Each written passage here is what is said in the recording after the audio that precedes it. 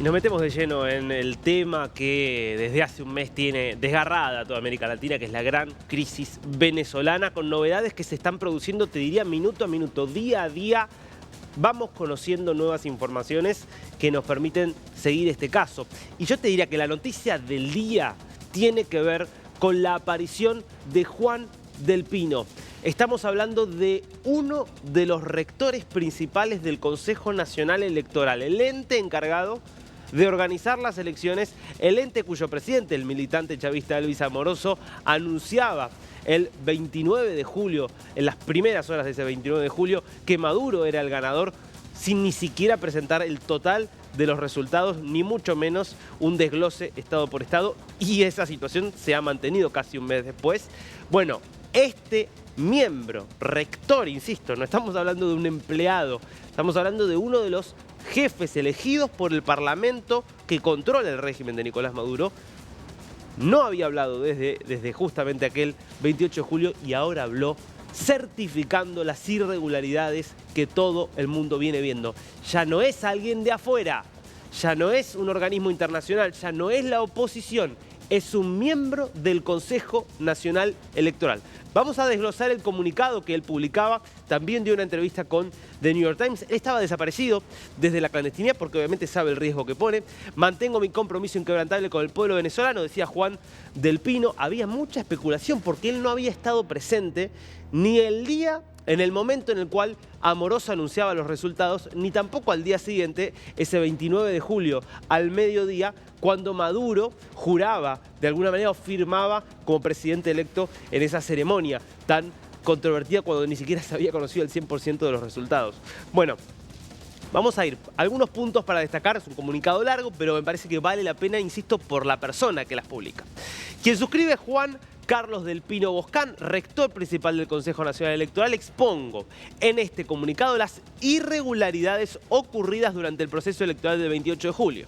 Y dice, por ejemplo, según protocolos, la transmisión de resultados debía hacerse inmediatamente al cierre de las mesas. Sin embargo, fue en ese periodo que la transmisión fue interrumpida y dicha interrupción fue justificada por un presunto hackeo, habiendo silencio y una demora no explicada. Apenas a las 9 p.m. fui informado del presunto hackeo, es decir, tiempo después, dice, fue informado del presunto hackeo y por el que se aseveraba afectó gravemente la transmisión de resultados, reduciendo la transmisión efectiva a un 58%. Este evento supuestamente impidió la emisión del primer boletín en el momento adecuado y manteniendo al país en una justificada espera. ¿Qué es lo que está diciendo acá del Pino? Que es central, porque aparte lo viene comentando antes en el comunicado. La elección se realizó de forma bastante normal, contrariamente a lo que se esperaba. La gente pudo ir a votar, más allá de las presiones de los grupos colectivos y de los grupos armados del chavismo. La gente fue y votó. ¿Qué significa? Que los votos se cargaron en las máquinas. Recordemos, Venezuela tiene voto electrónico. Uno elige el candidato que quiere, eso queda almacenado en la máquina se lo envía a un centro de cómputo y al mismo tiempo imprime un comprobante que queda para el Consejo Nacional Electoral y otro comprobante que queda para las distintas fuerzas políticas. Bueno, esa información se empezó a enviar al CNE y al centro de cómputo. Lo que está diciendo acá es que hubo un momento cuando estaban en el 58% del recuento que eso se interrumpió argumentando un supuesto hackeo. Sigue del Pino en sus consideraciones. A ver, pasemos a lo siguiente. Ante el desalojo de testigos en no pocos centros, claro, porque cuando muchos testigos ya habían cerrado la mesa de votación y empiezan a reclamar, denme la papeleta que tiene justamente el acta donde se consta el resultado en cada centro, en muchos casos se los expulsaba y se trataba de evitar darles a los testigos de la oposición ese papel donde constaba los resultados. Ante la falta también de transmisión de los códigos QR a los data centers de los comandos y la falta de solución efectiva del presunto hackeo, tomé la decisión de no subir a las salas de totalizaciones y no asistir al anuncio del primer boletín. Esto es cuando Elvis Amoroso dice ganó Maduro.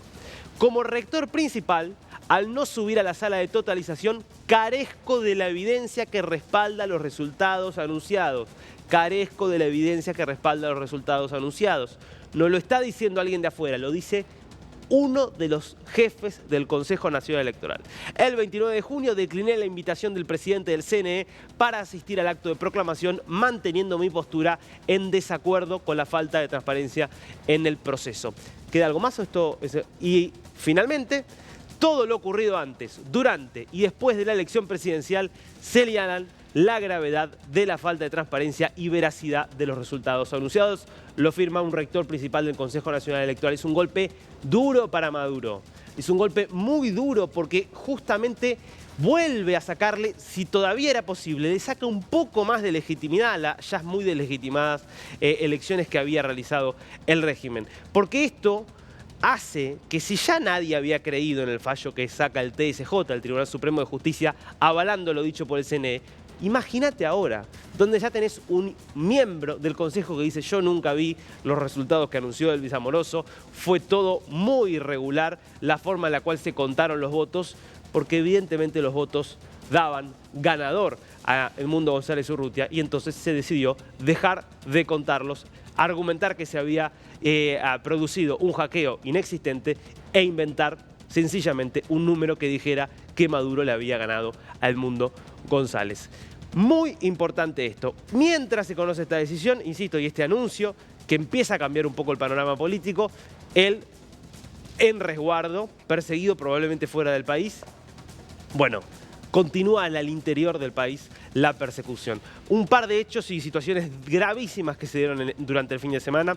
Hay que decir, la primera, cómo continúa el asedio sobre la embajada argentina en Venezuela, con el arresto y el secuestro, habría que decir, durante algunas horas de justamente una de los empleados del área contable, empleado venezolano que trabajaba para la sede diplomática argentina, hoy resguardada por Brasil. Nosotros entrevistamos el viernes a Leopoldo Saores, el vicecanciller de la República Argentina, que nos contaba el mismo día que nosotros nos tuvimos que ir porque echaron a todos los representantes de nuestro cuerpo diplomático y Brasil empezó a hacerse cargo de este lugar, por lo menos formalmente, para darle protección e inmunidad. Ese mismo día nos vaciaron de la cuenta bancaria que teníamos en Venezuela. Totalmente los fondos que teníamos eran cerca de $90.000. Eso nosotros lo denunciamos, sospechamos mucho y daba a entender, Saores, que una hipótesis era que el propio régimen hubiera sustraído ese dinero para que no se pudiera seguir solventando a los 6 asilados que continúan en la residencia del embajador. Bueno, con la excusa, aparentemente, de investigar esta causa, es que es citado y secuestrado un empleado venezolano de la embajada. Ante la presión internacional fue liberado, pero esto marca que Venezuela y el régimen no cede aún en su intención de asediar a los 6 asilados que se encuentran allí. Claro, ahora está Brasil también respaldando y por ahora Maduro quiere evitar que sigan creciendo las tensiones con Lula da Silva. No fue el único secuestro que se produjo este fin de semana, porque hay que hablar además de otra periodista que es secuestrada. Estamos hablando de Carmela Longo, histórica periodista de Últimas Noticias, periodista de espectáculo. Fíjate vos lo que publicaba la semana pasada. Esto lo publicaba creo que el martes.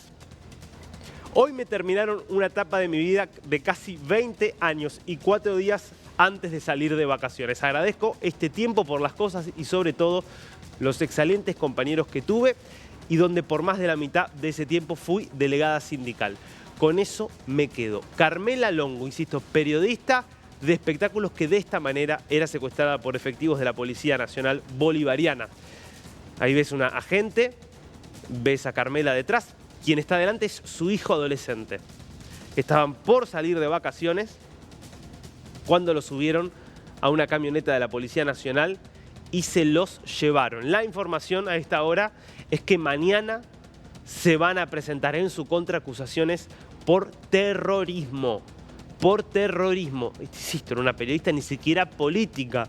No se trata de lo que ella publicaba en Últimas Noticias, que es, por cierto, como todos los diarios que siguen existiendo hoy en Venezuela, un diario a favor del régimen, sino que lo que sospecha el régimen es que internamente, bueno, difundía opiniones en contra de lo que hacía el régimen y a favor de la oposición, y eso solo ya es motivo para ser apartado y eventualmente secuestrado. Esto es parte de la campaña de terror donde vos estás viendo purgas en todas las dependencias del Estado y en medios de comunicación privados, pero que en definitiva son dependientes del Estado y del dinero que llega desde el chavismo.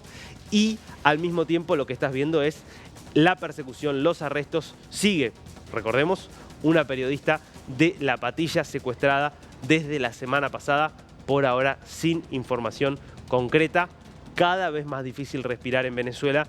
Sin embargo, no cede la intención de los venezolanos de protestar. Por eso, muy probablemente vuelva a haber una multitud el miércoles en la marcha de María Corina Machado. Pero claro, mientras tanto, todo esto sigue elevando la presión sobre los dos negociadores, sobre los dos mediadores, Gustavo Petro y el presidente Lula. Ambos mantuvieron dos conversaciones telefónicas. Fíjate que difundieron un comunicado conjunto este sábado. Un comunicado que se produce después del fallo del Tribunal Supremo Electoral. Algunos dudaban, bueno, ¿qué van a decir Lula y Petro después de que la Corte de Maduro avalara el fraude cometido el 28 de julio? Bueno, acá tenés una declaración conjunta. Los presidentes Luis Ignacio Lula da Silva y Gustavo Petro sostuvieron ayer y hoy, es decir, viernes y sábado, conversaciones telefónicas sobre el tema de las elecciones en Venezuela. Ambos presidentes siguen convencidos de que la credibilidad del proceso electoral solo podrá restablecerse mediante la publicación transparente de datos desglosados y verificables. La normalización política de Venezuela requiere el reconocimiento de que no existe alternativa duradera al diálogo pacífico y a la convivencia democrática y a la diversidad. Los dos presidentes llaman a todos los involucrados a evitar recurrir a actos de violencia y represión. Y lo más importante, Brasil y Colombia toman nota de la decisión del Tribunal Supremo de Justicia de Venezuela sobre el proceso electoral. Reiteran que siguen aguardando la difusión por parte del Consejo Nacional Electoral de las actas desglosadas por mesa de votación. Es decir, más allá de toda la diplomacia que ensayan, de todos los esfuerzos por evitar que Nicolás Maduro se enoje de un portazo y decida cerrar completamente cualquier canal de diálogo con Lula y con Petro, en dos oportunidades el comunicado insiste en que tienen que presentarse las actas de votación. Es decir que no se avala lo hecho por el TSJ, sencillamente toman nota de lo que hizo el TSJ. Ahora, se va a cumplir un mes el miércoles. ¿Cuánto tiempo más es sostenible seguir pidiendo que se presenten actas que no se quieren mostrar? Porque está claro, ya es como hacerse el tonto, que no las quiere mostrar el régimen estas actas. Porque evidentemente las actas, si se mostraran, si se contaran los votos, mostrarían el triunfo de la oposición, porque la oposición sí está mostrando las actas en casi todas las mesas. Entonces, ¿cuánto tiempo más se puede sostener esta posición sin que sea una posición de complicidad abierta con el régimen? Es una pregunta. Ahora, lo que está haciendo la ONU, lo que está haciendo la comunidad internacional, lo que acaba de hacer Del Pino, el miembro del Consejo Nacional Electoral, diciendo que fue irregular la elección, hace que sea cada vez más difícil para Petro y para Lula mantener esa posición. Por eso, quien les envió un mensaje por elevación sin mencionarlos esta semana, este fin de semana, fue el presidente de Uruguay, Luis Lacalle Pou, que nunca tuvo muchas dudas ni muchas ambigüedades a la hora de calificar el proceso venezolano y que se refirió a lo absurdo de algunas de las propuestas vertidas tanto por Brasil como por Colombia. Lo que me pareció que esta última asamblea mía como presidente de la República y con varios temas, pero sobre todo el tema de Venezuela tan candente, debía estar presente. Creo que es una oportunidad donde hay, no sé, 150, 160 jefes de Estado, que se pueda ejercer una presión importante sobre lo que a todas luces ha sido un fraude electoral. Propuestas de coaliciones entre las dos fuerzas, ni es justo ni es lógico. Hacer las elecciones de nuevo, ¿hasta cuándo las hacemos? ¿Hasta que gane el que quieren que gane o con los candidatos que quieren que gane? Lo que hay que hacer es contar los votos. No hay ninguna voluntad de contar los votos. No va a ser Uruguay quien haga torcer el destino de una dictadura. Sí creo que la comunidad internacional... Clarísima, ¿no? La posición de Luis Lacalle Pou. No hay voluntad de contar los votos. Por supuesto, no va a ser Uruguay el que pueda hacer que esta historia cambie. Es un país muy chico, es un país que no tiene la influencia Pero el mensaje está claro, porque habló de las dos propuestas de Lula, gobierno de coalición y repetición de las elecciones, de por qué no son conducentes ninguna de las dos. Dijo, Uruguay no puede, pero hay otros países que claramente tienen otro peso, otra capacidad de incidir en la balanza y que podrían tener otra posición. Y la propuesta que era que dentro de un mes en la Asamblea General de las Naciones Unidas sea un tema a tratar. Habrá que ver si eso es posible. Recordemos, mientras tanto, lo que va a pasar el próximo miércoles, porque la verdad es que hay que decirlo, un mes después de estas elecciones, a pesar de que la apuesta del régimen era que se, de alguna manera, perdiera todo el apoyo interno y externo a la causa de la democracia en Venezuela, la oposición ha logrado mantener viva la llama de la protesta, la llama del reclamo que se haga justicia. Y eso es lo que va a pasar en la calle el próximo 28, este miércoles. Acta mata sentencia, escribía María Corina Machado. Por eso, cuando se cumple un mes de nuestra gloriosa victoria, en la cual Edmundo González fue electo presidente, los venezolanos nos encontramos nuevamente en la calle. Este 28 de agosto, en familia, con tus hijos, con tus nietos, con tu acta en mano, ratificamos que acta mata sentencia. Cada día tenemos más fuerza y vamos hasta el final y vemos acá el afiche con este lema, acta mata sentencia, el 28 de julio, a un mes de las elecciones en Venezuela. No pierde la esperanza la oposición, la comunidad internacional sigue de cerca el asunto. La pregunta, como siempre, es ¿qué van a terminar haciendo estos países que están en una posición intermedia y que tienen capacidad de incidir? Porque si deciden presionar, bueno, las posibilidades de que ante una presión mayor haya algún tipo de grieta en el régimen crecen, y si hay una grieta en el régimen puede haber un intersticio por el cual se cuele la democracia. Así que la expectativa puesta en lo que suceda el miércoles, por supuesto, seguimos de cerca todo aquí en DNews.